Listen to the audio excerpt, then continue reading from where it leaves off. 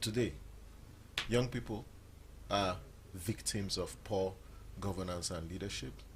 If you look at the unemployment rate, the last time it was about 33%. If you see how young people are struggling, in fact, don't forget, young people just came back from, most students just came back from strike, from 8 months of strike. 8 months of strike. In that 8 months, millions of other young people across the world have graduated from universities. In that same 8 months, people have moved from one level to another. But for 8 months, we kept millions of students, at home doing nothing because of the failure of leadership. If you check access to justice within Nigeria today and ask every average Nigerian, right, whether they have confidence that if their rights is trampled upon, they will get justice either from our law enforcement agencies or they will get justice from the court. Justice in Nigeria today is for the high and mighty and those who can afford it.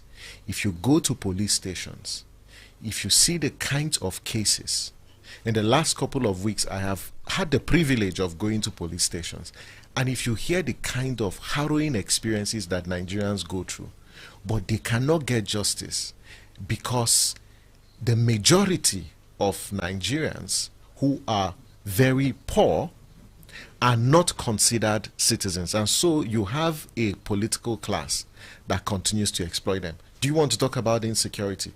Just look around you. No, you don't need a soothsayer. You don't need anybody. So the issues are right in our faces. No, not just in our faces. They are there in our bodies.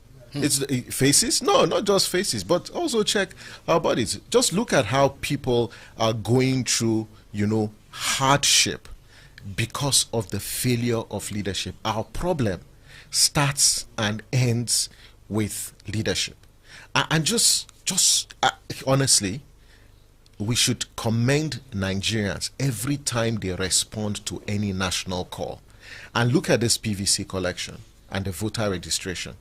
You see how people are showing up, young people are showing up, they are speaking on social media platforms, they are raising difficult questions. It should give us hope, because if what we're experiencing in Nigeria, other people across the world are experiencing that same kind of hardship, some countries have blown up in flames, or people have just disengaged completely from the state. But in our own case, we see people, particularly young people, who, despite this difficulty and hardship, are saying we still believe that Nigeria can work. And for me, if every time I go back, to sleep and I wake up in the morning, the thing that inspires me in this country today, Sheon, is those young people, whether they are on social media, whether they are out there, just asking those questions. You see this PVC collection that we've been working on for months? I tell you, today I was in one of the centers, and one particular guy, a young person, had gone to several centers looking for his PVC, and he was still resilient that he must collect his PVC. In fact, I saw a tweet, someone tagged me on a tweet and said he's been since 2022, since he's registered, INEC has not produced his PVCs, and he's willing to institute a court action to get INEC to compel. He wants to go that far. When you see these actions, they only do nothing but inspire you that people have not lost faith in Nigeria.